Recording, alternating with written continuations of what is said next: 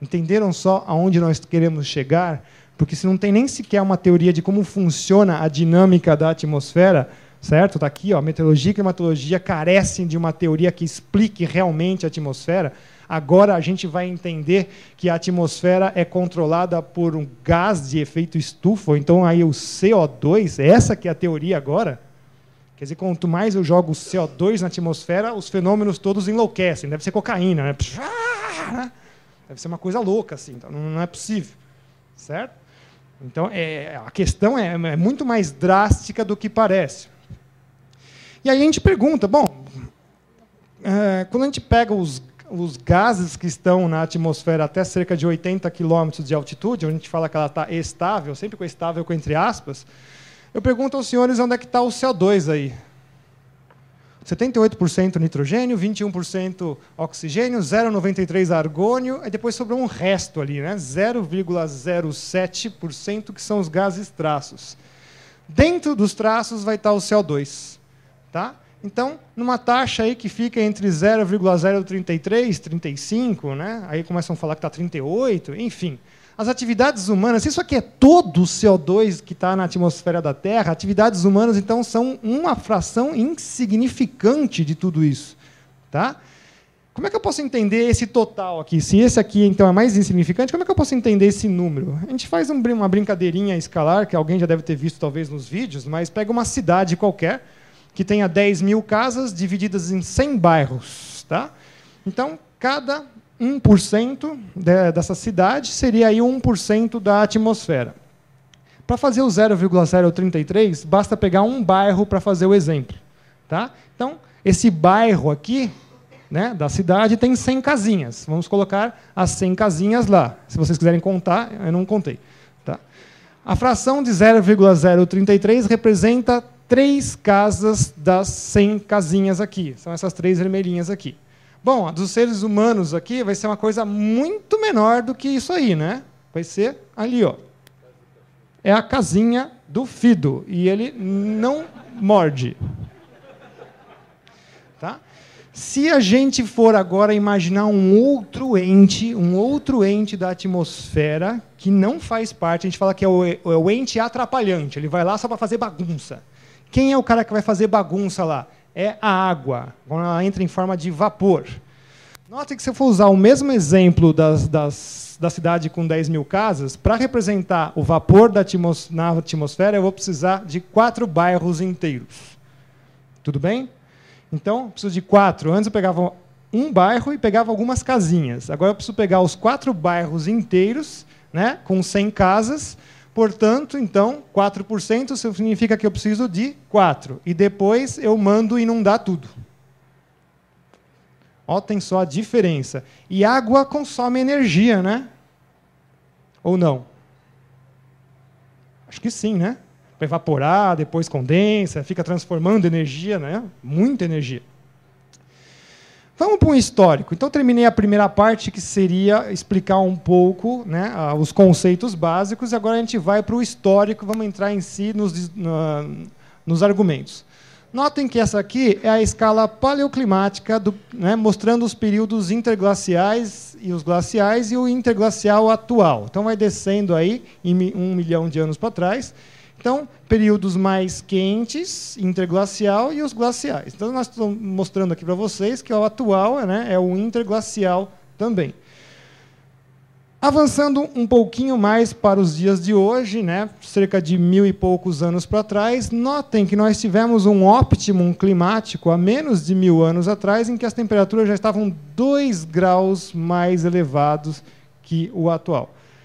Para a climatologia, também é uma outra coisa assim que é uma abstração da nossa cabeça achar que o planeta tem uma temperatura média. Tá? Então, eu odeio isso, porque é um negócio que varia 80 negativo para 50 positivo, você falar que o planeta tem uma média, literalmente é uma abstração muito maluca. Mas vamos aceitar essa abstração agora. Aí vamos ficar só com os últimos 100 anos. Né? Então, olha lá, o planeta então ficou muito quente nos anos 30, 40, muito frio nos anos 70, e depois, na virada do século 20 para o 21, ficou quente de novo, né? Olha lá, a variabilidade climática, na verdade, é a única constante. O clima que faz é ficar mudando, mudando, mudando, mudando. E aí, quando a gente pega, vamos pegar os dados assim que são os mais drásticos, Groenlândia, Polo Norte, onde o pessoal fala, lá que está tudo sumindo. Notem aí, olha lá, 20 anos 30, quente, 40, depois anos 70 esfriou de novo, né? Virada do século, inclusive com alguns, aqui teve um grande, né? Mas os outros, tudo a mesma coisa, variação normal. Vamos para outra, que é Groenlândia, em Angmarsalik. Reykjavik, no Ártico também. Né? Temperaturas positivas, depois esfria muito, depois esquenta de novo. Né? Variação normal do clima. Porque se fosse, então, a emissão de CO2, a curva de CO2 não casa com essa informação. De novo, né? Nuuk, no oeste da Groenlândia, 1910 a 2009. Sobe, desce, sobe e depois vai descer de novo. Tá? Peguei aqui um jornal dos anos 30, né, 1938. Exploradores soviéticos já brandavam o aquecimento global dos anos 30. Né? Então, lá nos anos 30, que já tinha sido muito mais quente, eles falaram assim, olha, teve umas coisas muito piores. Está ali, ó, de 3.000 a 5.000 anos atrás, as temperaturas já estiveram bem mais altas. Então, em 1938, é o 9º ano mais quente dos últimos 100 anos. Tá? E lembrando que de 1.000 a 1.300, 2 graus mais quente que o atual, que a gente viu lá no Optimum Climático. Aí vem as tabelas que são feitas pela turma do IPCC. Aí eles querem colocar, né? São as últimas décadas são as mais quentes. Aí eles tiveram que se retratar e voltar, né? Porque, na verdade, os anos 30 que apareciam mais. Então, o nosso amigo James Hansen, que é o cara que trabalha no GIS, da NASA, teve que se desculpar e falar, olha, eu errei, né? Foi sem querer, e eu coloquei lá os anos da virada do século XX para o século XXI. Aí alguém pode falar assim, professor, mas tem lá 1998, mas 1998 é conhecido como o El Niño do século, né? É um período que realmente é um fenômeno de escala planetária, praticamente, e aí ele estava tão ativo que esquentou mesmo. Mas isso ninguém controla o El Niño.